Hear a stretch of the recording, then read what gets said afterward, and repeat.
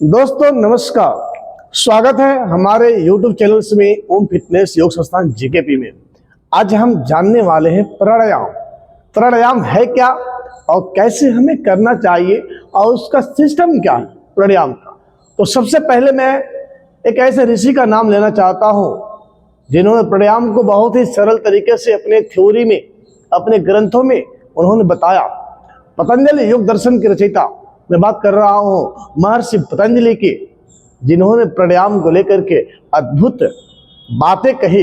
प्राणायाम वास्तविक रूप से कितने प्रकार के होते हैं आज मैं इस वीडियो के माध्यम से आपको बताऊंगा, तो आप देर ना करें। सबसे पहले हमारे चैनल से जुड़े रहें और वीडियो को अंत तक देखें। और अभी तक आपने YouTube चैनल्स को सब्सक्राइब नहीं किया है तो सब्सक्राइब करें, बेल आइकन की घंटी अवश्य दबाएं और एक छोटा सा कमेंट जरूर करें ताकि हम आपके विचारों को जान सके कि इस वीडियो में प्राणायाम को लेकर के क्या बातें रखी गई है। तो आज महर्षि पतंजलि के द्वारा जो प्राणायाम बताया गया वो मुख्य रूप से 4 प्राणायाम। प्राणायाम है क्या, तो पहले छोटा सा अर्थ बताना चाहूंगा आप सभी दोस्तों को। प्राण और आयाम, इन दो शब्दों के मेल से, अक्षरों ने शब्दों के मेल से, प्राण और आयाम, इन दोनों के मेल से जो होता है वही प्राणायाम है।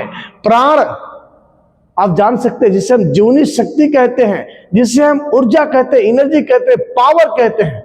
यदि प्राण हमारे अंदर ना रहे तो अभी ये 4-5 तत्वों का शरीर तुरंत ही खत्म हो जाएगा, भस्म मिल जाएगा। तो आज इस प्राणायाम के बारे में, प्राणों के बारे में, प्राणों को ही पिता, प्राणों को ही माता, प्राणों को ही भ्राता, प्राणों को ही ब्रह्म कहा गया है दोस्तों।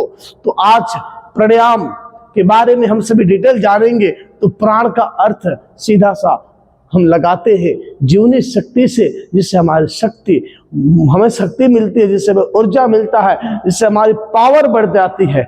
और आयाम का अर्थ होता है दोस्तों संतुलन, संतुलन, संतुलित, एकाग्रता। प्राणायाम आप देखे होंगे लाखों लोग करते हैं पार्कों में बैठ करके, घरों में, जिनके पास गुरु नहीं है, बस टीवी पे देखा, न्यूज चैनल्स पे देखा, यूट्यूब चैनल्स पे देखा और प्राणायाम करना शुरू कर देते हैं। तो कहीं ना कहीं आप गलत कर रहे हैं। प्राणायाम के सही अर्थ को जानिए, उसकी विधि क्या है, उसका पूरी प्रोसेस क्या है और उसकी बेनिफिट क्या है। तो आज मैं प्राणायाम का अर्थ सीधा सा बताना चाहूंगा। प्राणों के आयाम पे नियंत्रण लाना ही, श्वास प्रश्वास जो हमारी चल रही है इस पे नियंत्रणता लाना, इस पे एकाग्रता होना ही प्राणायाम है। दूसरे शब्दों में कहें, दूसरे वाक्यों में कहूं तो जीवनी शक्ति को बढ़ाना ही प्राणायाम है। जिस कहा गया है तस्मिन् सति श्वास प्रश्वास गति विच्छेद प्राणायाम, निरंतर एक लय के साथ लयबद्ध होकर क्रमबद्ध तरीके से श्वास को लेना और श्वास को छोड़ना ही प्राणायाम है। तो ये प्राणायाम का मैंने डेफिनेशन दिया। अब बताते हैं प्राणायाम हम कितने प्रकार से कर सकते हैं। सिर्फ 4 प्रकार से। हाँ, आपको जानकर के हैरानी होगी, सिर्फ प्राणायाम 4 प्रकार के ही हैं। महर्षि पतंजलि ने जो थ्योरी बताई अपनी थ्योरी में प्राणायाम को लेकर के, अष्टांग योग के अंदर जो अध्याय 4 आता है प्राणायाम, उसमें बताया गया है अभ्यांतर, बाह्यांतर, स्तंभृति और कुंभक, ये 4 प्राणायाम हैं। और ये 4 प्राणायाम आप करते हैं तो निश्चित रूप से आपका जीवन बदलता हुआ दिखाई देगा। आप निगेटिव से पॉजिटिव की ओर बढ़ जाएंगे, आप अपने अवचेतन मन की ओर बढ़ पाएंगे, आप अपने चक्रों की ओर बढ़ पाएंगे, आप अपने कुंडलिनी शक्ति की ओर बढ़ पाएंगे। प्राणायाम सांसों पे नियंत्रण लाने से यह व्याधियों से बच सकते हैं, रोगों से बच सकते हैं। आप क्यों नहीं समझ पा रहे हैं प्राणायाम के महत्व को?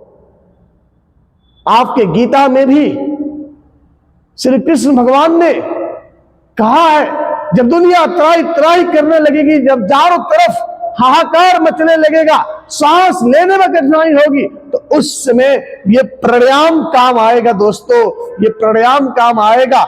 आज से ही इस प्राणायाम को जान लो। और आप इस वीडियो को देख रहे हैं तो आप बहुत बड़े सौभाग्यशाली हैं, बहुत बड़े ईश्वर के अंश है आप, कि आपको ये मौका मिल रहा है, सुनहरा एक वीडियो देख रहे हैं, आप इस वीडियो को दूर तक शेयर करिएगा। अब मैं बताता हूं आपको अभ्यंतर प्राणायाम क्या है, बाह्य अंतर क्या है, कुंभक प्राणायाम क्या है और स्तंभ वृत्ति प्राणायाम क्या है, कैसे होता है। तो अभ्यंतर, सांस को लिया, बस यही आपका अभ्यंतर है। श्वास को छोड़ा, ये बाह्य अंतर, अंदर से श्वास को बाहर निष्कासित किया और अंदर अवशोषित कर लिया श्वास को। ये दो अभ्यंतर और बाह्य अंतर, यानी लिया तो पूरक और छोड़ा तो रेचक। ये प्राणायाम है दोस्तों, ये प्राणायाम। पहला अभ्यंतर, श्वास लिया अभ्यंतर, श्वास छोड़ा बाह्य अंतर। और इन्हीं में सांसों को यदि हम लेकर के रोक लेते हैं या सांसों को छोड़ के, यानी अभ्यंतर करके रोक लिया या बाह्यांतर करके रोक लिया, तो वो हो जाता है कुंभक दोस्तों। इतनी डिटेल आपको गहराई से कोई बताए कि नहीं, तो आप अभ्यास भी करें। साथ में बैठे हैं, वीडियो देख रहे हैं तो अभ्यास भी करें। सांसों के लिया तो रोक लिया तो कुंभक लग गया, सांसों को छोड़ा रोक लिया तो कुंभक लग गया। कुंभक का अर्थ होता है रोक लेना, होल्डिंग कर लेना दोस्तों। कुंभक दो प्रकार के होते हैं, एक होता है अभ्यंतर, एक होता है बाह्यांतर कुंभक, यानी अभ्यंतर आंतरिक कुंभक और एक बाह्य कुंभक। श्वास को अंदर लेके रोक लिया तो आंतरिक कुंभक कह दिया, श्वास को बाहर छोड़कर रोक लिया तो बाह्य कुंभक कह लिया। अब चौथा जो प्राणायाम है वो मैं नहीं कर सकता, आप नहीं कर सकते, ये स्वतः ही हो जाता है। हाँ जी, बता रहा हूं कि ये प्राणायाम जैसे हम स्तंभ वृत्ति, जस का तस होल्डिंग हो जाना, खो जाना, एकाग्र अवस्था में, निरुद्धावस्था में चले जाना, ये आपका स्तंभ वृत्ति प्राणायाम है जो हम और आप करते नहीं, ये स्वतः ही लग जाता है। हम बस 3 प्राणायाम करते हैं, अभ्यंतर, बाह्यांतर, पूरक, रेचक और कुंभक का क्रिया। प्राणायाम की जो रेशियो बताया गया है, अनुपात बताया गया है दोस्तों, तो बता दूं आपको 1, 4 और 2 का अनुपात बताया गया है। अब आप जानना चाहेंगे 1 क्या है, 4 क्या है और 2 क्या है। तो 1, 4, 2 का ही तो खेल है दोस्तों, इसमें 1, 4, 2 का ही तो खेल है।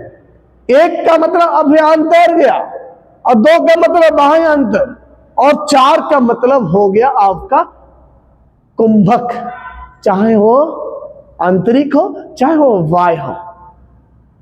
आंतरिक कुंभक लग जाता है यहां पे। अब एक अनुपात का अर्थ, यदि हम श्वास को 5 सेकंड में ले रहे हैं, 2.5 सेकंड में ले रहे हैं, तो 2.5 का 5 का 2 गुना में हम छोड़े, यानी पूरक लिया 2.5 सेकेंड तो रेचक किया 5 सेकेंड, और 4 वाला जो बीच वाला समय बच रहा है वो 2.5 का चौथा 10 सेकेंड श्वास को रोक लिया, 2.5 में लिया 10 रोका और 5 में उसे हम धीरे धीरे छोड़ दिए। जैसे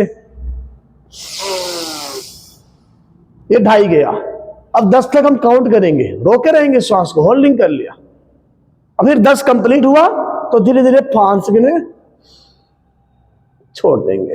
तो ये तीनों प्राणायाम एक साथ होता है और इस तरह से आप प्राणायाम करते हैं तो यकीनन मानिए आप स्तंभ वृत्ति की ओर बढ़ सकते हैं। और ये मौका है, इस वीडियो को देख रहे हैं तो लाइक शेयर जरूर कर लीजिएगा और एक कमेंट जरूर करिए कैसा रहा और कैसा लगा ये सेशन आपको। इसके साथ मैं आपको बता दूं प्राणायाम के महत्व क्या है। प्राणायाम के महत्व बहुत बड़ा है। प्राणायाम करने मात्र से हमारे अंदर का cell, tissue, organ, system, body, ये सारे के सारे सक्रिय हो जाते हैं। जितने हमारे अंदर सिस्टम होते हैं, respiratory system, reproductive system, digestive system, ये सारे सिस्टम भी सक्रिय होने लगते हैं, एक्टिव होने लगते हैं। जितने हमारे अंदर चक्र है, यानी मूलाधार से लेकर के सहस्त्रार चक्र भी हमारे जागृत होने लगते हैं। हमारी कुंडलिनी शक्ति भी जागृत होने लगती है। बस संक्षिप्त में बता रहा हूं आपको, एक शब्द में बता रहा हूं, एक वाक्य में बताने का प्रयास को प्राणायाम 72,72,10,201 नाड़ियों को खोलने का कार्य करता है। दोस्तों आप प्राणायाम करते हैं, शरीर की पीड़ाएं नहीं होंगी, शरीर में किसी प्रकार का दर्द नहीं होगा, किसी भी जॉइंट्स में आपको कोई समस्या नहीं होगी, न्यूरॉन्स की समस्या नहीं होगी। अल्फा बीटा थीटा गामा ये चारों सक्रिय हो जाएंगे और ठीक से बीटा सेल्स काम करेगा, अल्फा सेल्स काम करेगा आपका, और इसके साथ पिट्यूटरी ग्लैंड, पिनियल ग्लैंड और चेतन मन ये सारे एक्टिव होने लगेंगे। प्राणायाम के अद्भुत लाभ है दोस्तों। प्राणायाम को कम से कम आप स्वस्थ हैं तो आधे घंटे, 15 मिनट, 20 मिनट मौन होकर के, एकाग्रचित अवस्था में, निरुद्धावस्था में होकर के, जहां शांत वातावरण हो, आप स्वस्थ वातावरण हो, वहां बैठ करके आप इस प्राणायाम को करते हैं तो निश्चित रूप से आप लाभान्वित होंगे, आपका जीवन खुशहाल होगा, आपका जीवन निरोग में होगा, आपका कायाकल्प होगा। ये प्राणायाम के मैंने विधि को, महत्व को और इसके प्रकार को बताया संक्षिप्त में। आगे को लेकर के मैं फिर से आऊंगा और उसमें अन्य प्राणायाम की चर्चा करूंगा कि प्राणायाम कौन कौन से और हैं जिसे करने मात्र से हमारी समस्याएं दूर हो जाती है। तो बने रहिए और वीडियो को शेयर करिए और आप यूट्यूब चैनल को सब्सक्राइब करिए ताकि अधिक लोग जुड़ पाए और उन लोगों तक जरूर इस वीडियो को भेजने का कार्य करें जिन्हें जरूरत है, जिनको समस्या है, जो रोग ही है, जो स्वस्थ नहीं रहते हैं, उनको जरूर इस वीडियो को भेजिए ताकि वो भी इस प्राणायाम को जान करके अब 15 से 20 मिनट करके अपने जीवन को खुशहाल में, निरोग में बना सके। धन्यवाद। मैं योगाचार्य धर्मेंद्र प्रजापति। अच्छा लगे तो एक कमेंट जरूर कर दीजिएगा ताकि हम आपसे प्रभावित हो सके और फिर ऐसा वीडियो बना के आप तक भेज सके। प्रणाम।